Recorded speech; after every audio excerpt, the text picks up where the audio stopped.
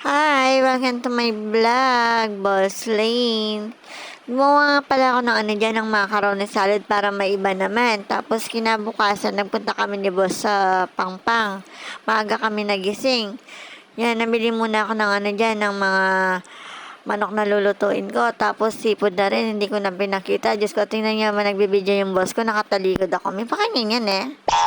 Medyo meron din pagkamahiyain yung boss ko pag nagbibideo siya. Diyos ko, may pakainin eh. Bala mo talagang itong maramarin eh yan eh. Oh no! Tapos nilagyan ko na nga dyan pala yung margarine. Saka nilagyan ko na rin ng konting mantika para hindi masunog yung margarine natin. Di na bata yung nilalagay ko kasi steam lang naman. Alam niyo naman, pang mahirap lang tayo. Yan, nilagay ko na siya dyan. Tapos pinamekos-mekos ko na rin kay boss kasi alam niyo naman, malit tayo, siya matangkad. Yan, mekos-mekos niya, ang arte-arte niya. Gusto niya, ma-brown-brown daw yung Tapos nilagay ko na nga pala dyan yung tahong. Diyos ko, ne, kergwa, sabi-sabi, may pakanya ko, ne. What? Ako na lang yung tagalagay ni boss kasi hindi ko siya mahalo, kaya siya yun na yung naghahalo. Ako na lang yung naglalagay ng mga sangkap.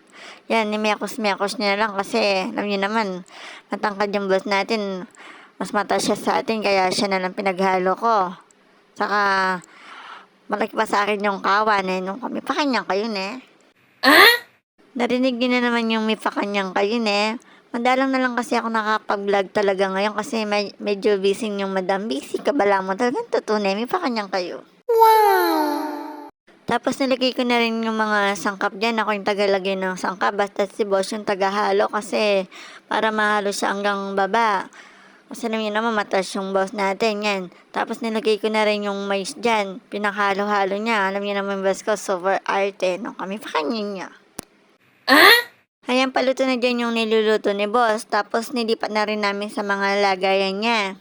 Tapos nagluto rin pala ako ng chicken buffalo. Diyos ko, hindi ako satisfied talaga dun sa lasa niya. Napasobra yata siya ng paprika kaya medyo mapait siya.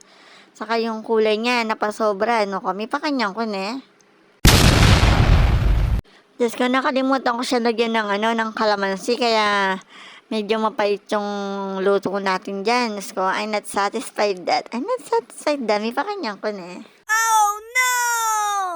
Ayan, nimekos-mekos ko na siya dyan. Tapos, nilagay ko na rin yung mga sangkap niya dyan. Diyos ko, hindi ko talaga makakalimutan tong luto na to. Nakalimutan ko maglagay ng kalamansi, kaya medyo mapait siya.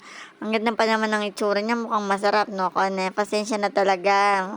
Pumait yung luto natin.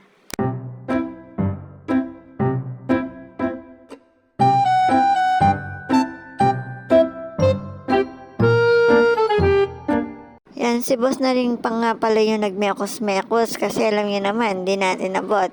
Yan, pagkaluto niya, inayos ko na rin para idadali na natin sa Holy Mary. Yan, fast forward na tayo, nandito na tayo sa Holy Mary. Holy Mary, kaya ko, ane. Ayan, nandito na nga pala kami lahat yan. Yan, tingnan niyo naman yung boss ko, sarap na upo niya, no? Yan, medyo marami pa rin tao ngayon. Yan, tapos banding, may pa kanyang ko, ne.